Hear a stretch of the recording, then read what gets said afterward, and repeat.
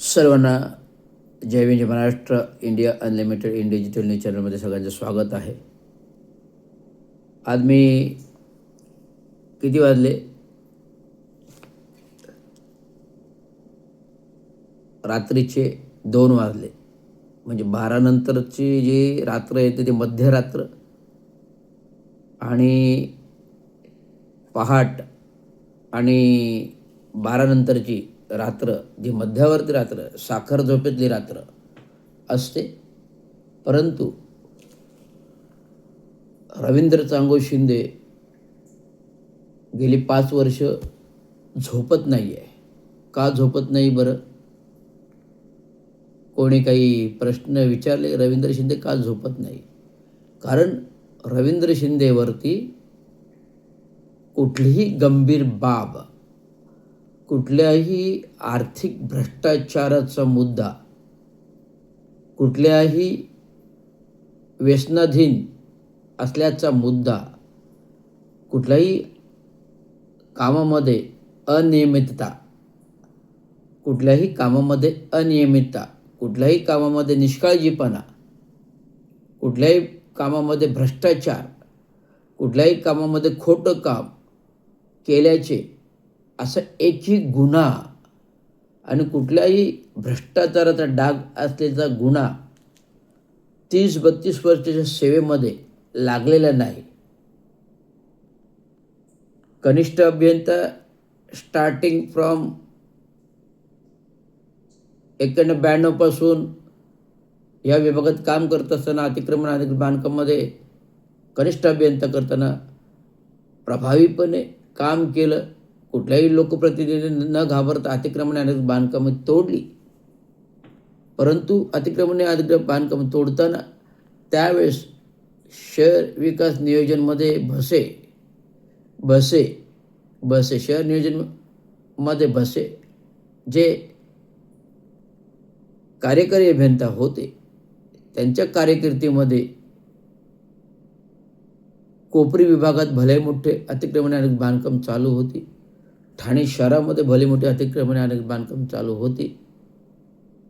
आणि त्या अतिक्रमणे आणि बांधकामाचा ठपका हा भसेंवर होता. तर भसेंना निलंबित न करता, भसेंच्या संबंधित विषय होता, भसेंना निलंबित न करता दिवाळीमध्ये आलेल्या पेपरच्या बातम्या, कोपरी प्रभागामध्ये नव्याने दिलेले स्टॉल्स, अतिक्रमणे जे तोडली फुटपाथ गटर बांधण्यासाठी नागलेचा कोपरी प्रभाग समितीचा नौपाड्याचा त्यांनी दिलेले स्टॉल्स, शहर विकास विभागाने दिलेले स्टॉल्स, उपनगर अभियंता सुहास सामंतने दिलेले स्टॉल, म्हणजे विषय होता उपनगर अभियंता सुहास सामंत, कार्यकारी अभियंता कोपरी प्रभाग समिती नागले आणि कार्यकारी अभियंता बसे अतिक्रमण आणि बांधकामाचा. आता रवींद्र शिंदे कनिष्ठ अभियंता त्यांनी आयुक्तांनी सांगितलेल्या आदेशाप्रमाणे कारवाई तोडण्याची केली आणि त्या जागी नव्याने विस्थापित जागा या वरिष्ठ प्रशासन लेवलने दिल्या. सुहास सामंत, नागले आणि बसे आणि उपायुक्त मुख्यालय अतिक्रमण आणि बांधकामे सरमोगदम आणि आयुक्त डांगे हे होत. तर वरिष्ठ लेवलला निर्णय होऊन ह्या गोष्टी झाल्या आणि स्टॉल दिले गेले. मग ह्यात अतिक्रमण आणि बांधकाम की झाल्याचा संबंध रवींद्र शिंदेचा येतो कुठे? परंतु रवींद्र शिंदे सुट्टीवर गेलेला असताना ऐन दिवाळीमध्ये बातम्या आल्या. त्या बातमीच्या अनुषंगाने उपायुक्त मुख्यालय जे होते पोलीस विभागातून आलेले BK नाईक यांनी त्यांच्या नवीन होणाऱ्या संकुलनाच्या समोरच्या अतिक्रमणे काढली नाहीत त्याचा रोष ठेवून, याचा काही संबंध नव्हता त्या बांधकामात, त्याचा रोष ठेवून दिवाळीत आलेल्या बातमीच्या अनुषंगिक रोष काढला आणि आम्हाला 3 लोकांना निलंबित केलं.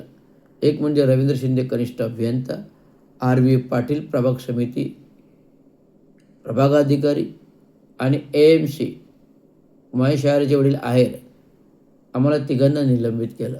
आणि तिघांना निलंबित केलं म्हणजे तिघं आम्ही प्रामाणिक अधिकाऱ्याने निलंबित केलं. हा झाला पहिल्या 1996 मधला पार्ट अतिक्रमण आणि बांधकाम विभागाचा, जिथे आमच्या तिघांचाही काडीमात्र संबंध नव्हता आणि मी तर लग्नासाठी राज्यावर गेलो होतो 2-3 दिवस. ती पण रजा होती, अधिकृत रजा होती. आणि अधिकृत रजा असतानाही माझं निलंबनामध्ये नाव, आर.व्ही. पाटीलचं नाव आणि आयरचं नाव. त्यामुळे हे दूषित निलंबन होतं. त्या काळी मी आक्षेप घेतला आणि माझं चौकशीअंती मी निर्दोष होतो, परंतु मुद्दामून प्रशासनाने बी.के. नाईक ठपका लावला आणि 2 वेतन श्रेणी स्थगित केल्या.